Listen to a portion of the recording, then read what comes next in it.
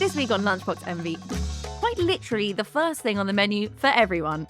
Dolphins make it as thick as toothpaste. And kangaroos can produce full fat and skim varieties simultaneously. It's milking time.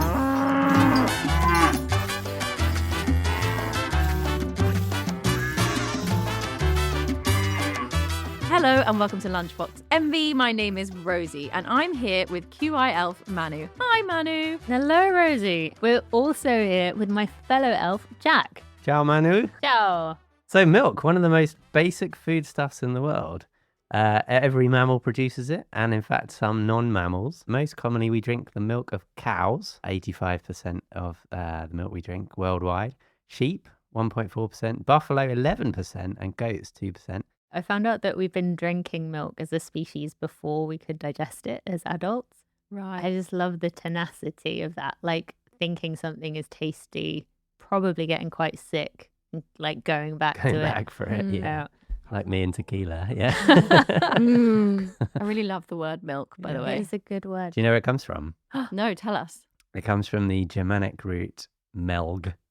Oh, it that's means- not as sexy. It means to rub, which is quite sexy. Oh. There's a roller So coaster. it's describing the action of milking. You would melg a cow. Stop doing that with your hands. Do it with both hands. It's a big cow. So in the 19th century, Mm. they had a great slang term for milk. Oh, yeah. Cow juice.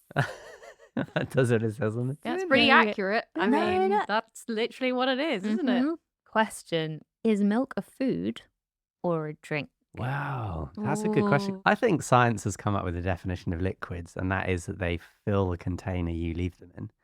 And certainly milk ticks that box. It Mhm. does. But then cow's milk's actually 12% solid, so it's less liquid than cucumbers, tomatoes, or lettuce.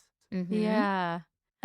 For milk, I did look it up. It is a food that you drink, According to who? according to scientists, because Big milk. Big Milk says, no, it's actually really cool. It is one of the only complete foods. So if you think about the fact that this is all baby mammals consume, because it contains all of the protein, fats, carbs, vitamins, minerals you need to survive. So it is like the ultimate food. Wow. So shall we dive into our first lunchbox? Let's Woo! do it.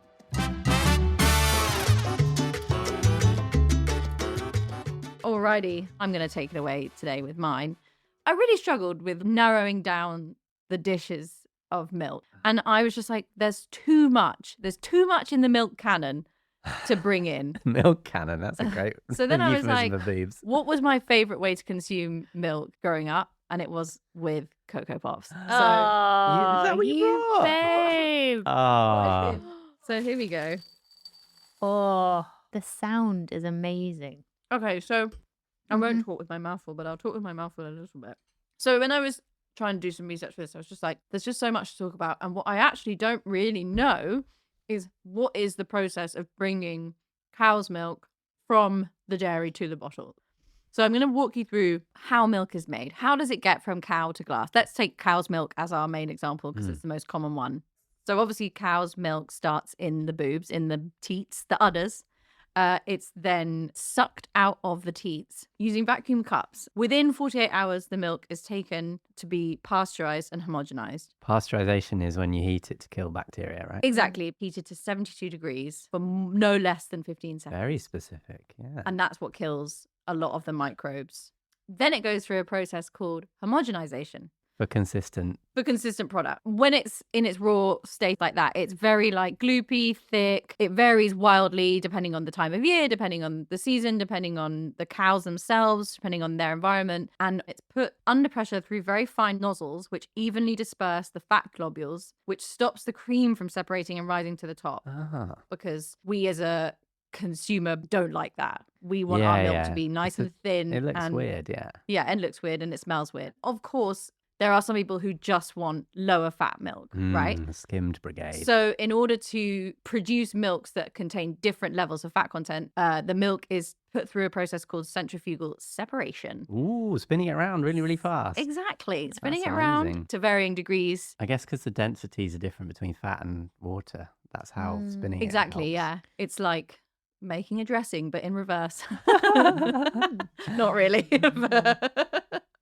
then it is finally bottled and sent to the supermarkets. God, there's a lot more processed than I thought. Yeah. I read a pint of UK supermarket milk could contain milk from 1,000 cows. Oh my God. And that's part of the homogenization, I imagine, mixing it all up so that it's all a consistent product. It feels like a quote from like the 300. I have drunk the milk of 1,000 cows. I'm going to do that, like just down a pint of milk in the middle of the supermarket. So I guess my question from that is like, if all milk is pasteurized, what's the difference between pasteurized and UHT, which is ultra heat treated? Because surely they've all been ultra heat treated. No, but I know the difference. Ultra heat, the clue is in the ultra. It's really hot. Well, it's not necessarily more hot, just like kept for a longer time, which denatures some of the proteins as well, which is why it tastes weird. I found out that UHT milk, unopened, can last for up to 9 months.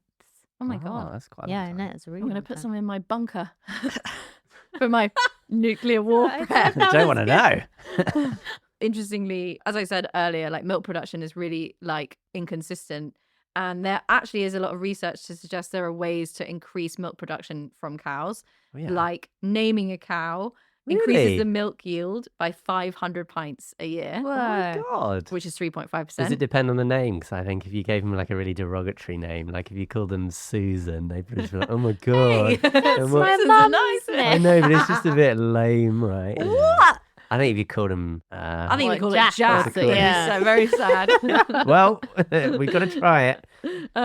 Some cows apparently can produce more milk when listening to music, particularly classical music. I was going to say, again, does it depend on the music? Yeah. And then apparently goats produce more milk if they're listening to Mariah Carey's All I Want for Christmas Is You.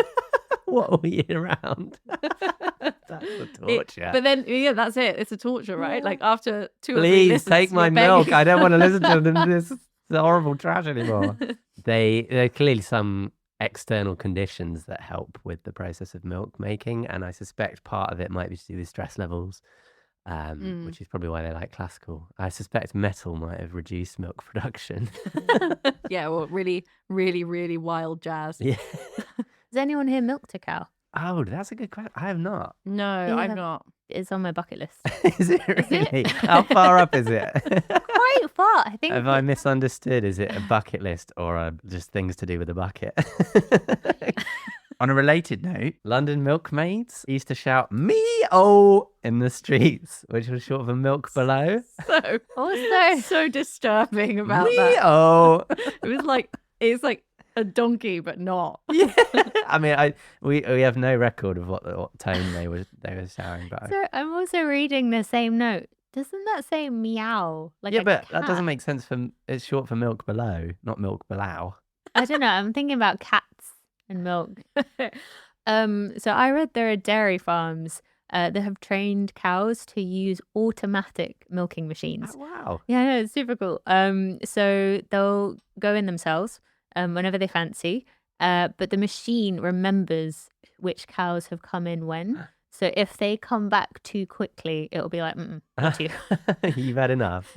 Do we need more milk? No, it's really Let cool. Daisy have a go. Oh my God. Yeah, That's that is really cute. clever. Mhm. They're basically like voluntarily milking Yeah. themselves. I mean, to be fair, have you ever driven past a field of dairy cows? Their boobs get so big. Yeah. Milking must feel quite nice. Yeah, Yeah, a bit that's of true. relief. Yeah, I remember being in the car with my mum in Somerset. We lived very close to the dairy farm, and we'd often get stuck behind the cows crossing in back to get milked over the road. And me and my mum would do that classic female thing of being like, "Oh, poor girl, she looks sore today, doesn't she? Get her in there. Get her in there for a milking. She needs it. Look at those girls." Honestly, and like, And all the men in the car go, whoa, look at the size of them.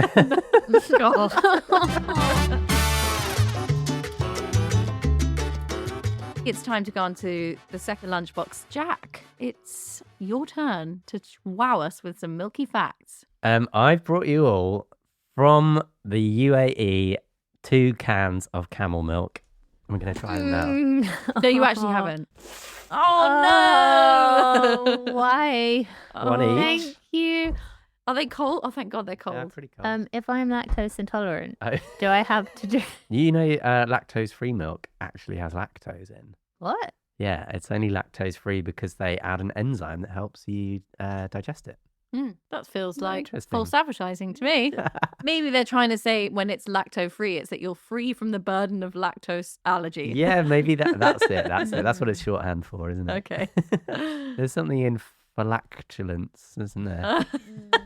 I'm definitely going to try it. I'll just describe to the listeners what we have here. It's a cardboard, a UHT-esque sort of can It is long life. of Camelicious long life camel milk. Where did you get this?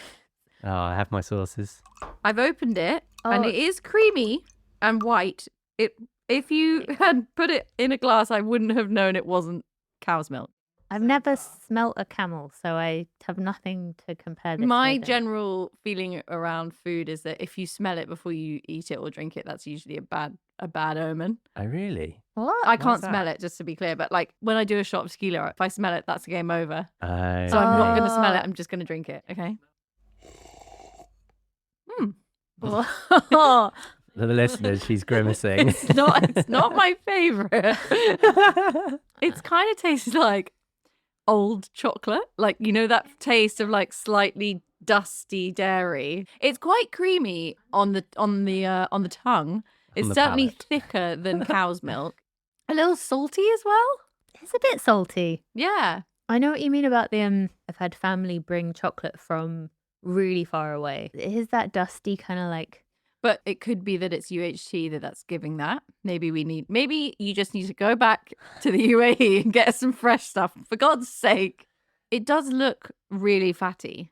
The hump, which famously doesn't store water, stores fat, Mm. probably adds to the flavour profile. So any mammal can make milk, like I said, and the monotremes, which is a small group of mammals that mostly live in Australia and include famously the duck-billed platypus Yes. and various species of echidna, they can lay eggs as well, so they can make their own custard. Whale milk is also the consistency of toothpaste, like we said in the intro. Whale and dolphin. Yeah, seal Oh. milk as well. It's like the fattiest, creamiest. Really? Yeah, it's mad. I didn't know, but pigs can make milk, and apparently it tastes just like cow milk. But the reason it's not commercially viable is that pigs don't have udders, so you can't store it. So they produce small quantities as and when it's needed, i.e. when they're weaning piglets. And so, yeah, someone's done it. They've made pig cheese, but it was so costly. It's very expensive because it's so labor intensive. So you have to go and sort of suckle at the pig teat like every day for a month or something and get like a milliliter at a time. So buffalo milk makes up 11% of all the milk drunk worldwide. And I think most of that is in India because they're the biggest producers. Have you ever had it? I know it's been used for make mozzarella in Italy for there's ages. a buffalo farm near my parents' place in Somerset. Oh. Yeah. Yeah, I know the one. What's Yeah. it bloody called? I'm from Somerset. I can't remember what it's called. Have you tried their ice cream? No, I haven't Oh tried that. my- I've tried their mozzarella. Ooh. It is my favorite ice cream to date. It's so smooth. and Really? it's mad. The texture is insane. So yeah, would big up buffalo milk. Moose milk, commercially available in Russia, Sweden, and Canada. Hmm. There's a farm in Sweden called the Elk House, which produces cheese from 3 moose cows. But apparently they will stop producing milk if they're disturbed, so they have to be milked in silence, which I really love. It's the idea of like everyone going, shh. Oh, Jack. But apparently it takes 2 hours to collect a full yield of 2 litres.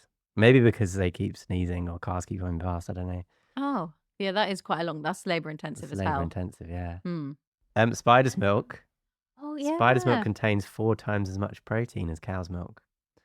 Just to ask though, how does one go about milking a spider? That's a good question. I think, like the cockroach, it's secreted from a gland, so you'd have to squeeze it.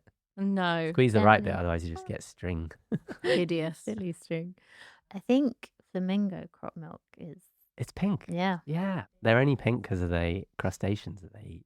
And so Oh, therefore the see milk is- that grosses me out because now I'm just thinking fishy milk. Really? Just something else that came up in my research: the first cow to fly in an aeroplane,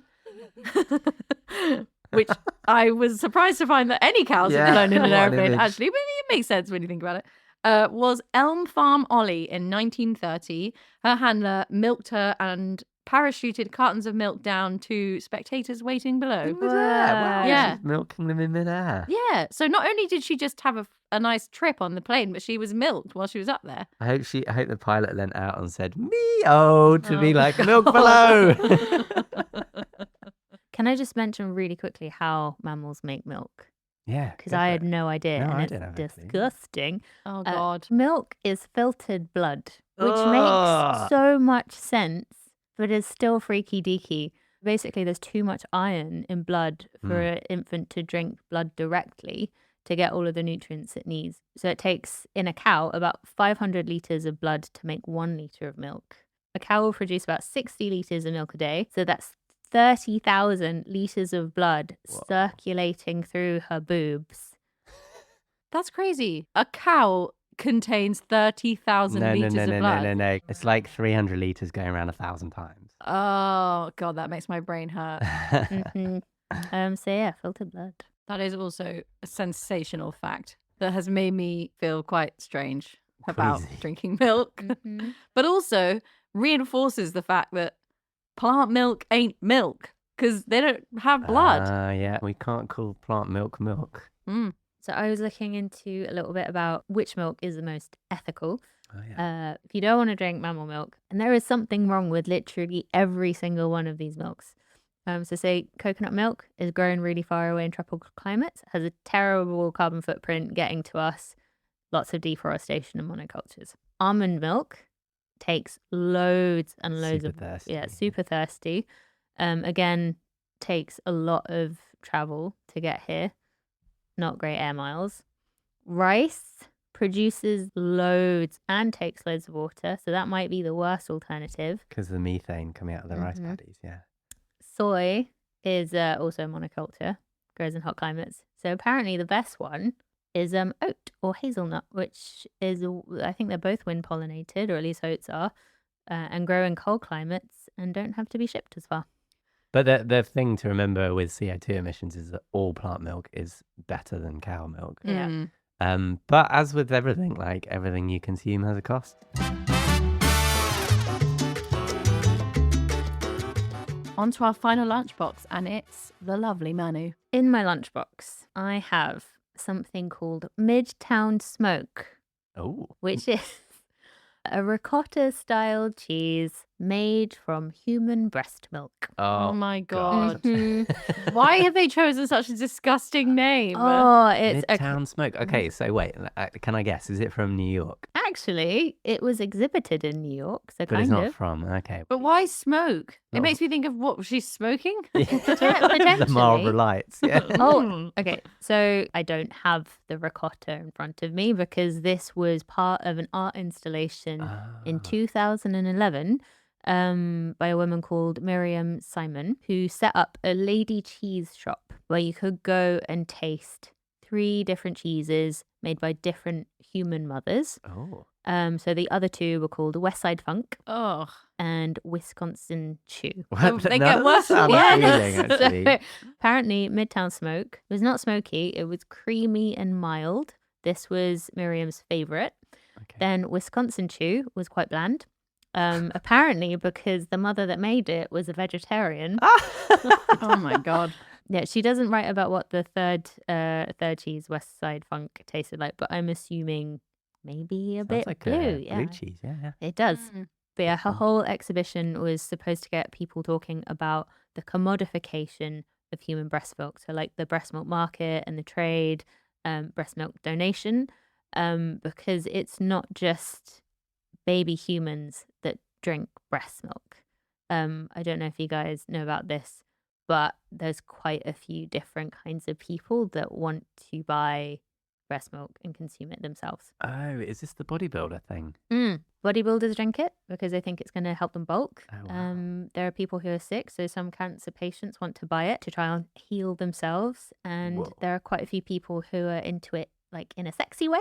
Ah, okay. Yeah, so that's another group of consumers. OnlyFans breast milk section. Getting a lot of love. Was that part of your research? It wasn't actually. Was it Okay. yours? No, I didn't know it existed. There's actually a really, really good Channel 4 documentary called I Sell My Breast Milk Online, with a mother there who's selling to all different sorts of people. And it's a massive market.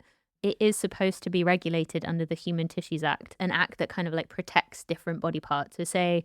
Stops me selling my kidney, right? Yeah, exactly. Yeah, okay. It's interesting you raised consent. Do you think breast milk is vegan? Interesting. Well, it's an animal product, so no, right? Under the classical definition, but on the other hand, you're not exploiting an animal because you've asked for it and they said yes. Did you guys ever... Do you have any younger siblings, firstly? Is I my do. Did you try your mum's breast milk when No, your sibling was born? I did definitely not. did. Did you? But what's 'cause the I was- age gap? Yeah, so Billy, my youngest brother, was born when I was 6. So Okay, yeah. I think we were quite curious, me and my middle brother. It wasn't like an alien thing. Obviously, we were very aware of breastfeeding, and like I was just like, oh, is that going to be nice? Yeah. And then I think we did get given a little, like, morsel of A teaspoon. Morsel's the wrong word. Like, we got given a teaspoon of it to try, yeah. And I just remember it being kind of thick and sweet, Ooh.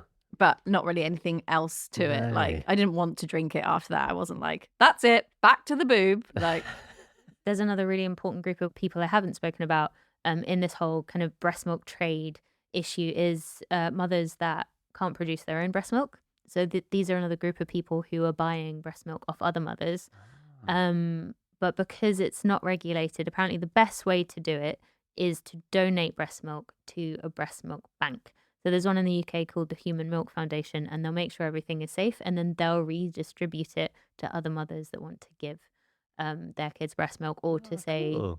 premature babies in hospitals, they get milk bank donation milk as well, which is really cool. obviously breastfeeding is quite a sensitive subject, and I think most importantly, if your baby is fed, whether it's from breast milk or whether it's from artificial milk, as long as it's fed and loved, that's the most important thing. One fun thing about the whole drinking milk for calcium consumption, Oh, yeah. you don't need it from dairy, because apparently your bone health has more to do with the amount you move and all of the other things in your diet, and not how much calcium you're consuming. So if you think about bone health in countries with like high lactose intolerance, like India and China, they're fine. Yeah, that's true. Yeah. Yeah. That's a people- classic big milk, Mhm. propaganda. Conspiracy. I have cousins whose mum was American, and she would make her kids drink milk at every meal because she believed that it was really important for them to Yeah. drink it, and they loved it, and it was great. But that was because in America they'd been fed this like long-standing argument that milk was full of calcium and your kids had to drink it. But it is full of calcium. We should Yeah, no, clarify Well, yes, it's that. really- it is yeah. full of But calcium. you don't Sorry. need it. You don't need to No. have Not as consume much. calcium. And the Milk Marketing Board was a thing in this country in the 70s. It used to sponsor the League Cup. It was called the Milk Cup. And it wasn't a damn. brand of like, chocolate bar called milk. It was actually just milk, British milk. Have any of you tried to buy milk in Canada? No, I've never been to Canada. Okay. They serve their milk in a bag. This is because they went from gallons to metric in the 1970s, but they couldn't be bothered to change all the packaging overnight. So it's sold in a plastic bag, which is cheaper and easier to make different sizes. So you buy your milk in the supermarket in a big sort of sealed but plastic bag, a bit like those air pockets you get in, you like to pop them when you get a fragile delivery. I'm thinking about like a Capri Sun. Yeah, like a big Capri Sun. Then you wouldn't buy Yeah. them in such small packets. But then they don't have a straw hole, so you just have to snip the top off at the corner, and then you put it in a jug. So you get milk in a bag in a jug. Nice. Milk in a bag in a jug.